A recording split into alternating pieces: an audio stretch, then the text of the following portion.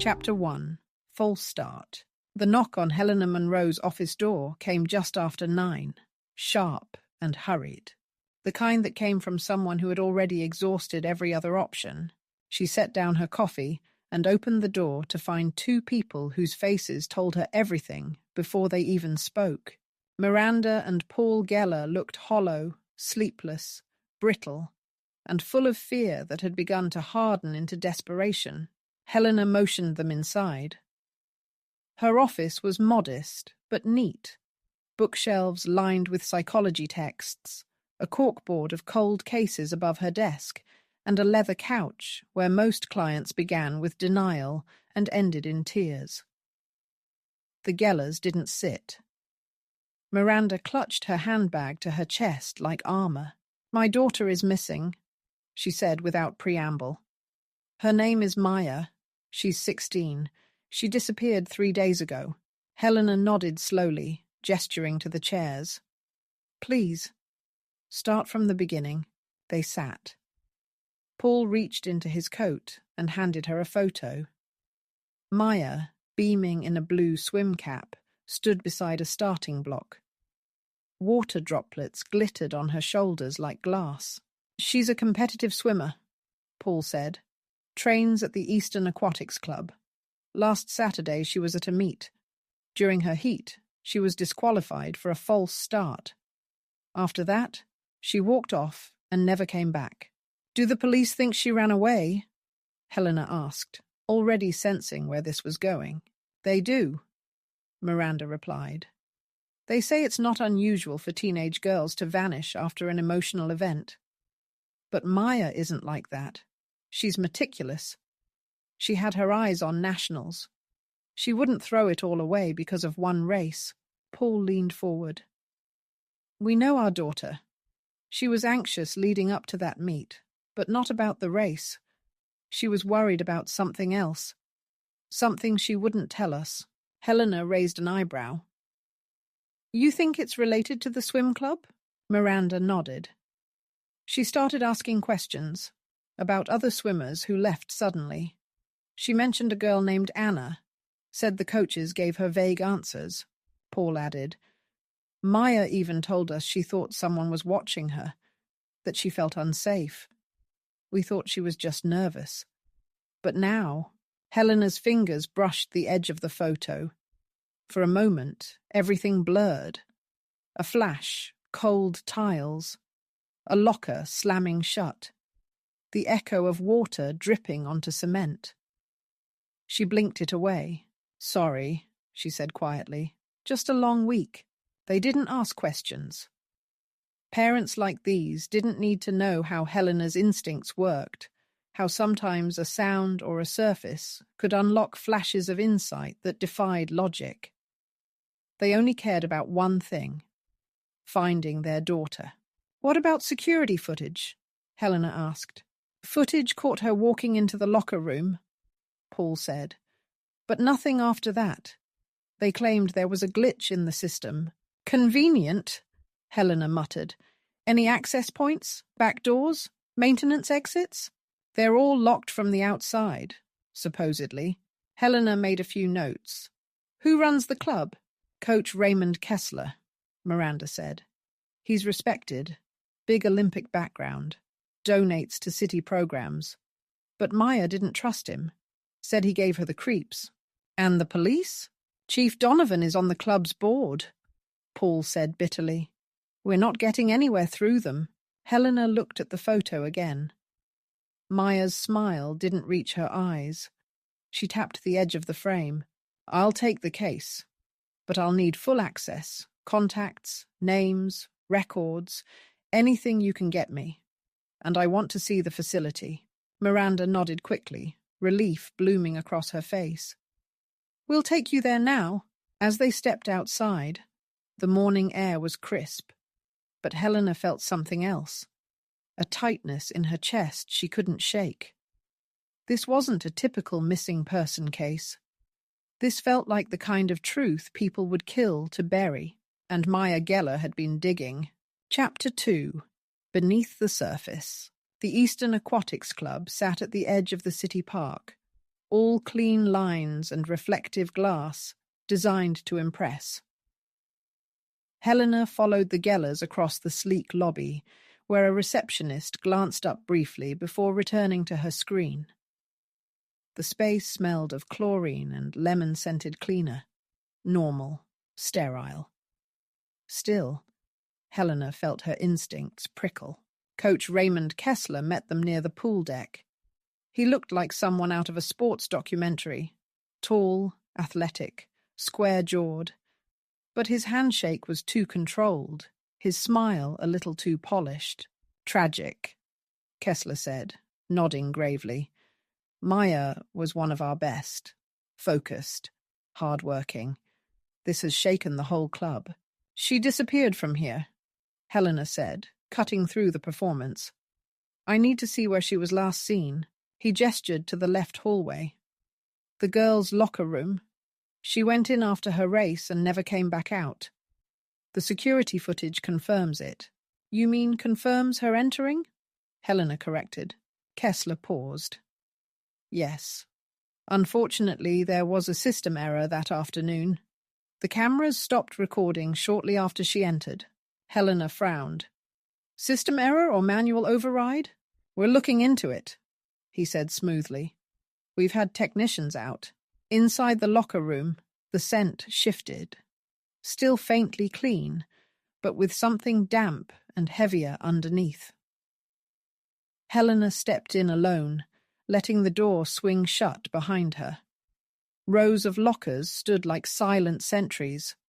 At the far end, a janitor's door. Locked. She walked slowly, running her fingers along the cool metal.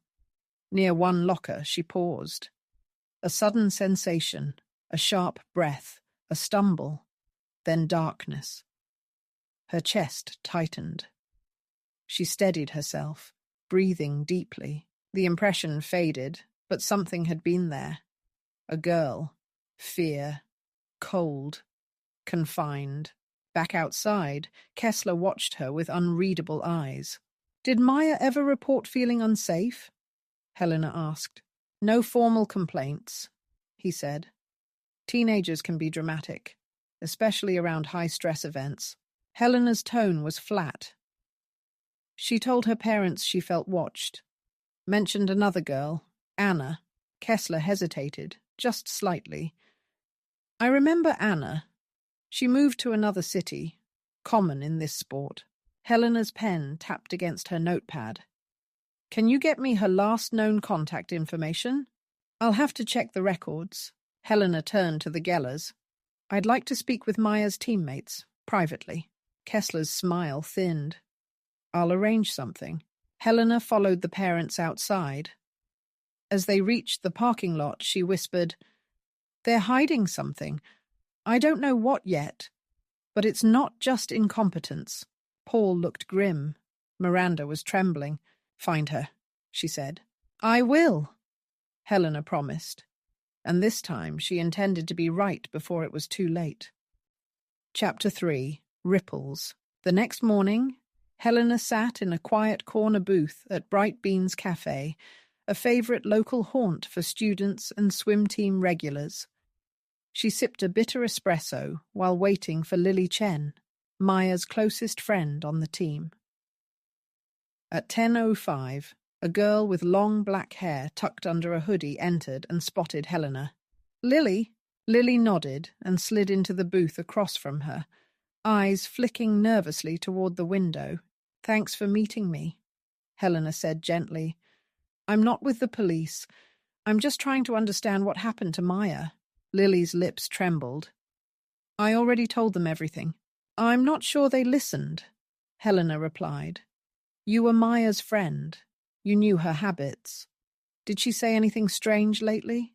Did she seem scared? Lily looked down at her hands. She said she found something. A journal, I think. She said it belonged to a girl who used to swim here, Anna. She found it behind the storage bins by the old diving blocks. Helena leaned in. What was in it? I don't know, Lily whispered. Maya wouldn't let me read it. But she looked. different after. Angry. She said something bad happened at the club and that people were pretending it didn't. Did she talk to anyone else? She tried. She told Coach Kessler she had questions, but after that, he started watching her. She said he showed up when she didn't expect him outside practice, even in the parking lot. That's when she got really scared. Helena made a note. Do you know if she still had the journal on the day she disappeared? I think so. She had her backpack with her, but the police said it wasn't in her locker. Helena nodded slowly.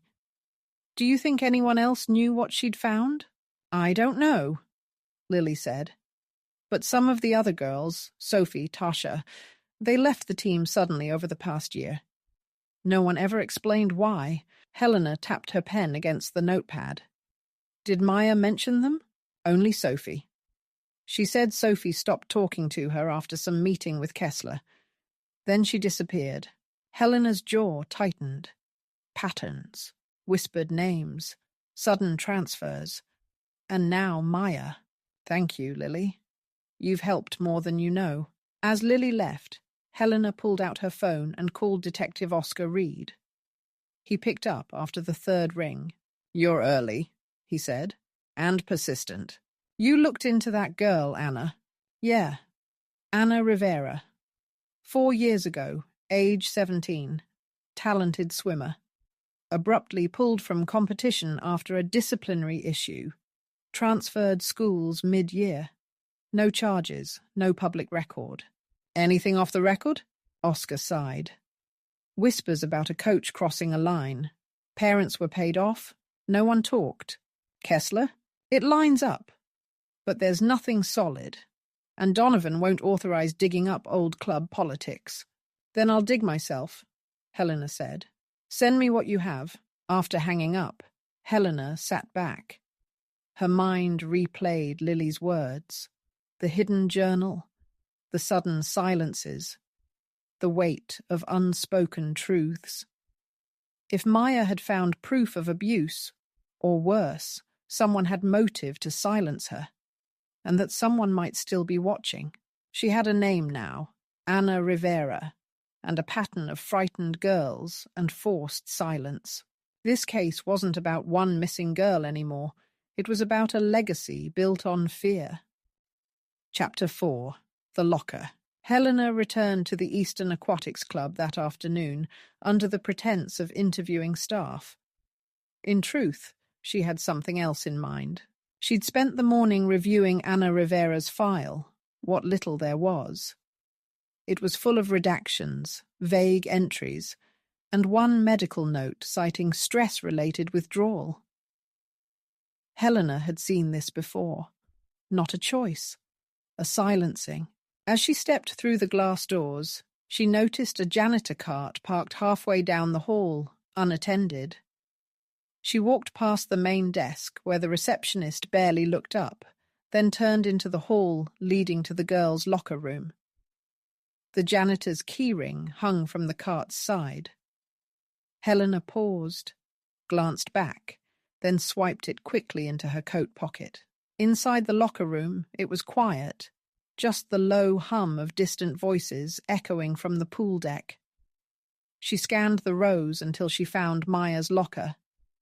The number was easy to trace. Coach Kessler had let it slip earlier. With the stolen key, Helena clicked the lock open. The space was empty, scrubbed clean. Too clean. A faint lemon scent lingered, strong enough to be recent. But as she examined the inner corners, her fingers brushed against a slight ridge behind the lower panel. She knelt. The panel wasn't fixed. Helena pried gently. It popped loose with a quiet snap, revealing a narrow gap. Inside was a wrinkled Ziploc bag. She pulled it out carefully. The contents were soaked and smudged, but unmistakably pages. A journal, water-damaged, but still legible in places. She flipped through. Sketches of the pool's layout, scribbled names, Sophie, Tasha, Anna, and fragments of sentences. He said no one would believe me. Anna never came back. Locker 42, basement access. Helena's heart pounded. There was a map at the back of the journal, hand-drawn. It showed the club's lower level, with an area labelled Storage Utility circled twice. Footsteps echoed. Helena slid the journal into her coat and stood. A teenage girl walked in and paused, surprised. Coach Kessler said this room was closed. Just wrapping up, Helena said smoothly. Thanks. Back outside, she returned the keys to the cart and walked toward the parking lot, heart still thudding. In her car, she photographed each journal page. The text was fragmented, but the message was clear. Maya had been following the same trail Helena now walked. She called Oscar. Tell me there's access to the club's basement level. Utility tunnels, storage, maintenance crawl spaces, Oscar replied. Why? Because Maya found something, and I think she left it in locker 42. There was a pause. I'll meet you there tonight, he said. Helena looked back at the glass facade of the aquatics club. It sparkled in the sun, bright, clean, and hollow. But underneath, something was rotting. Chapter 5, Below the Line. By the time Helena returned to the Eastern Aquatics Club that evening, the last of the swimmers had left, and the building's interior lights had dimmed. The club closed early on weeknights, but Helena had no intention of waiting for a formal invitation. Detective Oscar Reed met her outside the staff entrance, his jacket collar turned up against the wind. "You're sure about this?" he asked. Helena held up the journal pages. Maya believed there was something hidden below. I think she followed that belief, and someone followed her. Oscar exhaled. Let's make it quick. If the chief finds out, I'll be scrubbing traffic duty until retirement. Inside, they moved quietly through the darkened halls. Oscar used his access card to bypass a locked utility door at the rear of the locker corridor. Behind it, concrete stairs leading down into the underbelly of the building. The air turned cooler, musty. The smell of damp stone and metal pipes filled the space as they descended. At the bottom, a narrow corridor stretched ahead. Pipes ran along the ceiling.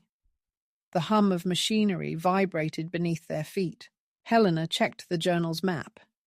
Locker 42, that should be to the left. They turned and reached a locked storage door marked Maintenance. Oscar picked the lock with practiced ease, and inside, a row of old lockers lined one wall. Helena stepped forward, counting. At number 42, she hesitated. Her pulse thudded in her ears. She opened it. Inside, beneath a stack of towels and broken equipment, was a duffel bag. Helena pulled it out and unzipped it slowly. Inside, a phone, Maya's ID, and a blood-stained swim cap. Oscar swore under his breath. Helena's gaze snapped to a dark corner behind the lockers, a narrow grate, barely visible. She walked over. It was unbolted. She knelt, lifted it. Beyond was a crawl space, fresh footprints in the dust. She went in there, Helena whispered. Oscar hesitated. We need backup. I'm going in. Helena dropped to her knees and crawled through. The tunnel narrowed, then opened into a low concrete chamber. The light from her phone bounced off wet walls. In the corner was a tangle of fabric. A jacket. She moved closer. Beneath it, rope, zip ties, a piece of duct tape discarded. Someone had been held here. She stood, heart hammering. She was here, recently. Oscar stepped in behind her. We need to clear this place top to bottom. I'll call it in. As he stepped back, Helena remained still. Her fingers grazed the wall, and a flash hit her. A scream, a struggle, water. Then, stillness. She gasped, pulling her hand back. She's still alive, she said softly. I don't know how I know it, but I do. Oscar looked at her, unreadable. Then let's move fast. Chapter 6. Uncovered. The club was in full lockdown by morning. Yellow tape blocked the rear utility door. Police vehicles lined the service entrance, and Detective Reed stood with arms folded as a forensics team combed through the hidden chamber. Helena paced just outside, eyes locked on the building as if willing it to speak. Oscar walked over. No sign of Maya in the crawl space, but we found hair strands and skin cells, enough to confirm she was there. Helena nodded. It's not a holding room anymore. It's a transfer point. You think she was moved? I think she was taken from there. Somewhere else. Oscar lowered his voice. And Kessler? Too calm, Helena said. He's hiding something, but he's not panicked, which means he thinks he's protected. They stepped inside the main facility. Parents were being turned away at the front desk. Coach Kessler stood in the hallway, arms crossed, talking to Chief Donovan. When he spotted Helena, his eyes narrowed. Donovan cut the conversation short and approached. What exactly do you think you're doing here? Helping solve a disappearance? Helena said evenly. Unless that's a problem. Donovan's jaw tightened. You've stirred up media attention, harassed staff, and now there's talk of tunnels and basements. We've had enough. Then arrest me, Helena replied. But first explain why your surveillance footage glitched and why 3 former swimmers have no forwarding address. Donovan bristled. You're on thin ice, Monroe. Helena turned to Oscar. Let's talk to Sophie. Oscar blinked. You found her? She's in the journal, Helena said. And I traced a scholarship record to a community college across the city. She never went missing. She disappeared quietly. That afternoon, they met Sophie Alvarez in a campus library. She looked older than her years, wary, tired, defensive. But when Helena mentioned Maya, something in her face broke.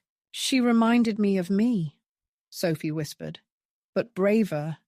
She said she had proof, said she was going to expose him. Kessler? Helena asked. Sophie nodded. He grooms them, makes them feel chosen. Then he crosses the line. If they talk, he buries them, transfers, scholarships, silenced families. I was one of the lucky ones. Did you know about the crawl space? I never saw it. But Anna did. She tried to run. Then she was just gone. Helena leaned forward. Do you know where he might have taken Maya? Sophie hesitated.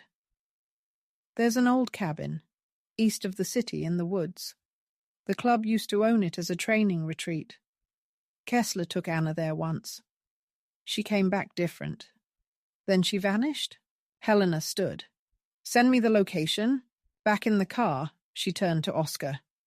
We go now. No warrant, no delay. Oscar didn't argue. Chapter 7. Into the woods. By the time Helena and Oscar reached the woods, the sun had started to sink behind the trees, throwing long shadows across the narrow dirt road. The cabin Sophie described was barely visible from the trail. A sagging roof, moss-covered steps, and boarded windows that dared them to come closer. Oscar parked half a mile down to avoid alerting anyone inside. They approached on foot, flashlights ready, guns holstered. Helena felt her pulse quicken as leaves crunched underfoot. This place hasn't been used in years, Oscar muttered. Officially, Helena said, but predators don't need official permission. The front door was padlocked, but a side window had been pried open, just enough to slip through. Helena went first, landing softly in a dusty main room that smelled of mold and rust. Oscar followed, gun now drawn. They moved cautiously, clearing each room. Rotting furniture, a broken television, empty food wrappers. And then, behind a false wall in the bedroom closet, Helena found it. A small, windowless room, a mattress, a bucket, scratches on the walls. Oscar swore under his breath. Helena knelt beside the mattress and placed her hand on the edge. Another flash, Maya curled in the corner, eyes swollen, lips cracked, whispering to herself. She was here, Helena said, and not long ago, in the far corner, they found a sweatshirt, a team hoodie with Maya's name stitched on the sleeve. Oscar pulled out his phone. We need backup, now. As he stepped out to call it in, Helena examined the space more closely. A small vent along the ceiling had fresh scratches. A girl could have climbed through, if desperate enough. Helena looked up. She escaped. Outside, they found broken twigs and footprints leading away from the cabin, deep enough to be fresh. They followed. 30 minutes of tracking brought them to an old fence, half collapsed. Beyond it, a narrow road. And then, a car, abandoned. The driver's door ajar. Inside, blood on the steering wheel, and a phone on the passenger seat. Helena picked it up. It's Maya's. Oscar scanned the road. She made it out, but not far. Helena's voice was firm. She's still moving. We're close. Chapter 8. Breathless, they moved fast. Oscar radioed in backup, but Helena knew the wait could be fatal. Maya was injured, possibly bleeding, and still on the run. Every second mattered. They followed the trail along the road, then into another patch of forest. Broken branches, spots of blood on bark, torn fabric caught on a bramble. Maya was leaving signs, not carelessly, but intentionally. She's marking her path, Helena said. Smart. She wants to be found. She's hurt, Oscar added, his voice grim. Slowing down. 100 meters ahead, a flash of movement caught Helena's eye. She raised a hand, stopping Oscar in his tracks. I saw something, she whispered. They crouched and moved forward, quietly. A thicket of underbrush blocked the view, but beyond it, movement. A figure, small and stumbling, collapsed near a fallen tree. Helena ran first, Oscar close behind. Maya, she called. The girl tried to rise but fell back with a cry. Helena dropped to her knees beside her. Maya's lips were pale, her skin scratched and cold. You're okay now, Helena said, wrapping her coat around her. We've got you. Oscar was already on the radio. Found her. Sending coordinates. We need an ambulance now. Maya's eyes fluttered open. He said no one would believe me. They will, Helena promised. They will now. Sirens wailed in the distance. Within minutes, paramedics arrived. As Maya was loaded onto a stretcher, she reached for Helena's hand. There's more, she whispered. A basement, at the club. Helena's breath caught. Good girl, she said softly. We'll get the rest. As the ambulance pulled away, Helena turned to Oscar. This isn't over. He nodded. Then let's end it right. Chapter 9. The Basement. By the time Helena and Oscar returned to the Eastern Aquatics Club, dawn was breaking. The facility remained under heavy watch, but Helena had what she needed, Maya's words, the journal fragments, and now a potential location. The basement. The entry was hidden behind a storage cabinet in the coach's office, just like Maya described. With quiet determination, Oscar moved the cabinet aside. Behind it, a locked hatch, sealed with a heavy industrial padlock. Oscar cut it open with bolt cutters. The hatch creaked, revealing a narrow stairwell descending into darkness. Helena flicked on her flashlight. The air was stale, heavy with mildew and something else, something metallic. They moved cautiously. The basement was a mix of old storage and forgotten equipment, but near the far wall, another door stood out. Steel. Reinforced. Helena glanced at Oscar. This doesn't belong in a swim club. He nodded grimly. Let's open it. Inside, they found a soundproofed room, a single chair, shackles, a camera mounted in the ceiling. The walls were padded, the floor concrete. Oscar cursed. "What the hell is this?" "Evidence," Helena said tightly. "This is where he broke them. They photographed everything, every wall, every object, every horror." On a shelf, a black binder. Names, notes, dates. Anna, Sophie, Maya. "Case files," Helena muttered, as if they were specimens. Behind a false panel, they found another camera feed, live. One screen showed the hallway outside the locker rooms. Another showed Maya's hospital bed. "He's watching," Oscar said. Helena snapped off the power. "Not anymore." They emerged from the basement to find Chief Donovan waiting, face like stone. "You had no right," he began. Helena cut him off. "We found a torture chamber under your swim club. Don't talk to me about rights." Oscar handed him the binder. "This ends today." Donovan's face drained of color. As squad cars rolled in behind him, Helena looked back at the building. A fortress of secrets, but no longer unbreakable. Chapter 10. Surface Tension. The fallout came fast. Coach Kessler was arrested within hours, his face plastered across every screen in the city. The evidence, photographs, journals, digital files, left no room for denial. Parents protested outside the club. Former athletes came forward. One by one, the silenced found their voices. Chief Donovan, despite his protests, was suspended pending investigation. Helena suspected more would come to light: financial trails, cover-ups, hush money. But for now, there was enough to break the system that protected men like Kessler. At the hospital, Maya was healing. She'd undergone surgery for internal injuries and a broken rib, but the doctors said she was strong, tough, a fighter. Helena sat beside her hospital bed as Maya dozed. The room was quiet, soft beeping the only sound. On the nightstand was the journal, the one Maya had found, water-stained, smudged, but whole. When Maya stirred, Helena leaned in. "You did everything right," she said softly. "You were brave. You told the truth." Maya nodded, eyes wet. "Are the others safe now?" "They are," Helena said. "Because of you." Outside the room, Oscar waited. He looked tired, grimy, but satisfied. "You staying on this case?" he asked. "I'll testify if needed," Helena said. "But my work here is done." Oscar gave her a long look. "You should come back. The Bureau could use people like you again." Helena smiled faintly. The Bureau had their chance. He chuckled. Fair enough. She left the hospital into the cool afternoon air.